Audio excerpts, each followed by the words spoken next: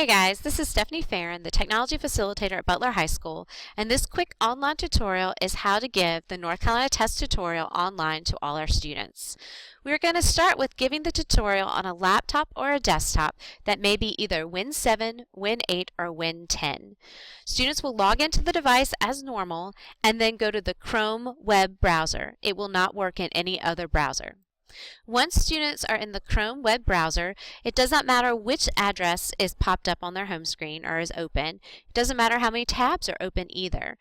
The students will simply look to the very top left-hand corner, and right below the address bar will be a toolbar of shortcuts. The very first one is Apps. When you click the Apps shortcut, which also sometimes shows up in the ribbon at the bottom of a page, you'll see apps that have been enabled by CMS and Butler High School. Now, my apps may look different from the ones that students have, but all students and staff have been given the NC Test icon. You will click on NC Test. Once you click on NC Test, you'll notice that now you're on a test tunnel. There is no longer a web toolbar or an address bar. You cannot exit out of it until you click one of the four boxes in the options. Okay, so we're going to click the bottom right-hand corner to go to the North Carolina Test tutorial. Once you're in the North Carolina Test tutorial, you'll see some other items that you might find useful on the day of the tutorial. There is actually a video of the tutorial right here that you can click and get into, and there's one on the tablet as well, in addition to the one I have. I've also given you printed directions you may choose to use. Students will need to click the test type. They'll choose tutorials, it's the only one available, and then they're going to scroll down and they'll choose grades 9 through 12 tutorial. The purpose of this tutorial is to show students the tools that are available during the test and also the question types that are available on all the tests they may take. This is why it's extremely important that during homeroom you show all students, we're required to give this once a school year, what this is and that they understand the tools, so we do not have to do it on the day of exam.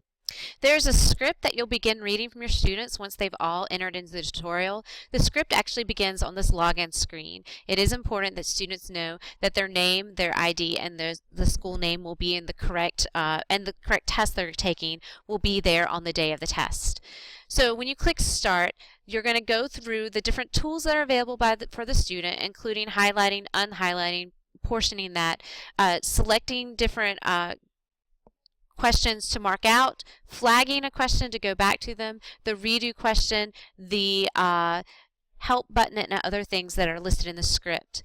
There's also 7 different question types that are going to be demonstrated in this tutorial, including multiple choice in a reading passage, drag and drop and choosing the best answer to replace a word or passage, short answer questions, graphical representations, numerical equations or fill-in-the-blank answers, drag and drop questions that are primarily used in science questions. This is important to demonstrate not only how to drag and drop, but how to reset the question if you make a mistake.